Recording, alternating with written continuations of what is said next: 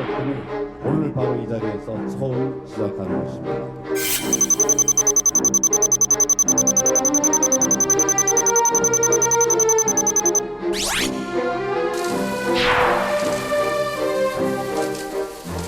정말 힘든 시간이었습니다. 제 몸 하나 힘든 것은 견딜 수 있었습니다. 하지만 이대로는 안 된다. 어떻게든 바꿔야 한다.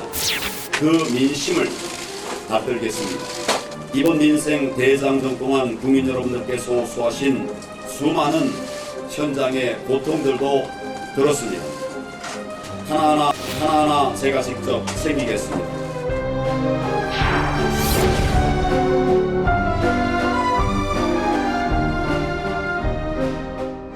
분위기로만 보면 대통령 신년 담화입니다.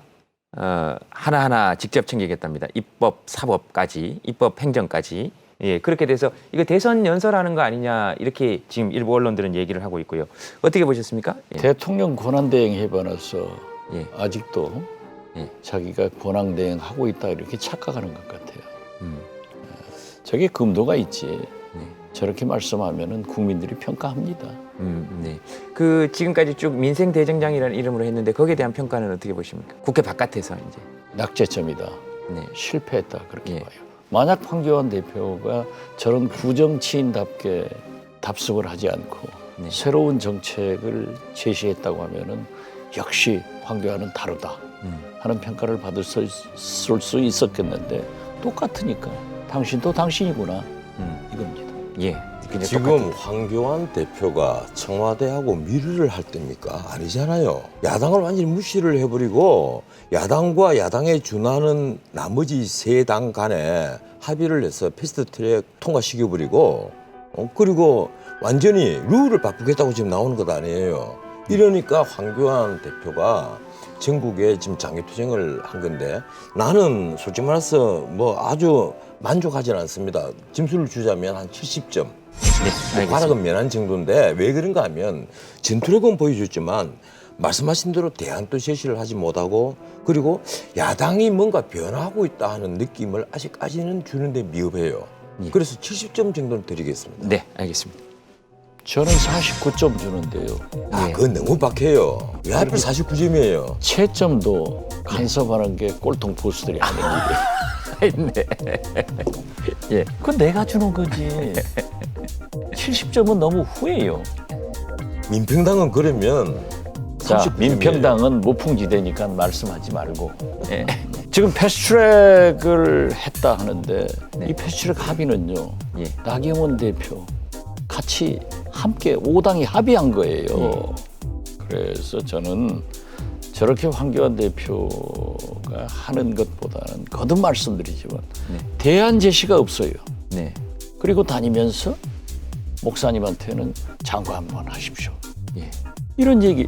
지금 대통령 선거가 3년이나 남았는데 벌써 장관 자리 입도 선매하는 저런 것을 보고 국민들이 어떻게 생각하느냐.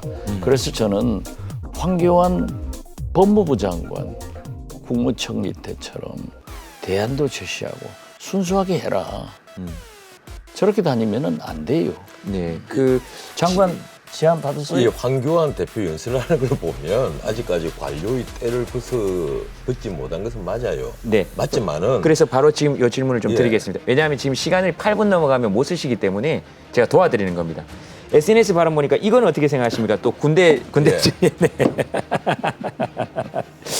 저기 군은 정부와 입장이 달라야 된다 이렇게 얘기했습니다. 지금 정부가 대북에 일방적으로 무조건 화해 제스처만 하고 북한은 무장 해제하지 않는데 우리는 무장 해제만 하니까 그는 달라야 된다는 소리를 하죠. 요 사실관계는 짚어야 되니까요. 북한군과 함께 상응 무장 해제입니다. 그러니까 지금요. GP초선은요. 네? 지금 예. 우리는 수도 서울이 직선거리로 한 27km밖에 안 떨어져 있는 곳입니다. 그런데 자, 시간이 소훈인전에서 다 됐- 20km까지 비행 금지예요 우선. 시간이 다 됐습니다. 무장 알겠습니다. 해제를 해도 이렇게 무장 해제를 하면서 하면 안 된다. 그러니까 그런 얘기를 할 수가 있다 하시는 거고요. 그죠? 네. 그런 그리고 얘기를 할 또 수가 하나. 있다. 예, 잠시만요. 이제 박지원 의원 드려야 됩니다. 황교안 네. 대표가 네. 대통령병이 걸리지 않는 한 예. 저런 식으로 저렇게 함부로 발언하면은 거듭 국민이 평가한다니까요. 국군의 통수권자는 대통령입니다. 네.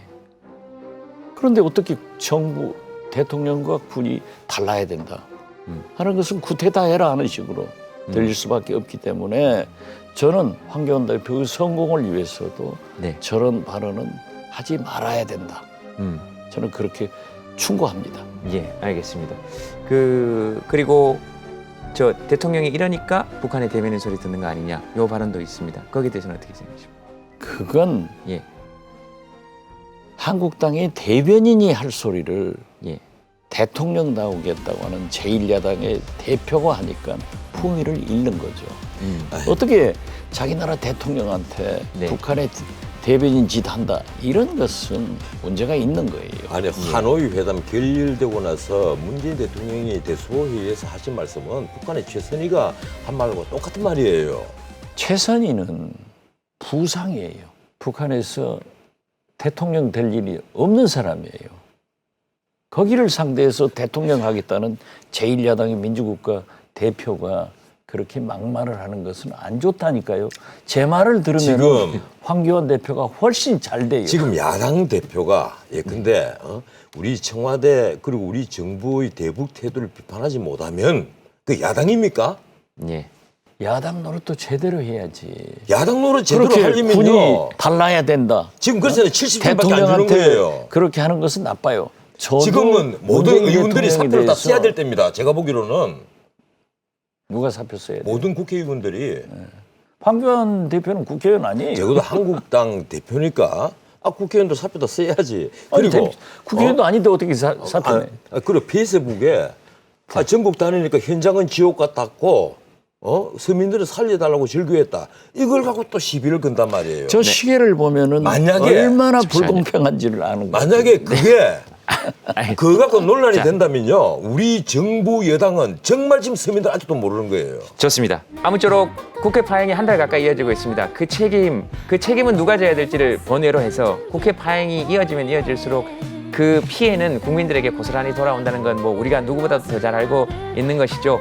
네, 민생 대장정은 국회에서부터 출발을 할 걸로 생각합니다. 더 나은 내일을 기다립니다. 두 분과 함께 오늘 밤 김재동이었습니다. 여러분 편안하게 좀 쉬십시오. 고맙습니다.